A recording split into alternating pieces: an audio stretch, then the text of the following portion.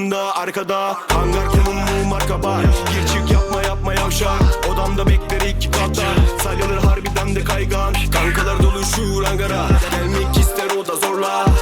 Yaptı liste fazla. Geldik girdi şimdi kanda. Renkler değişti bir anda. Şişeleri devir bitti zorla. Kontak çevir haydi gazla. Sanki oldum şimdi kaptan. Bastım tek bir mermi ne yapacaksın? Saydın onları adamdan.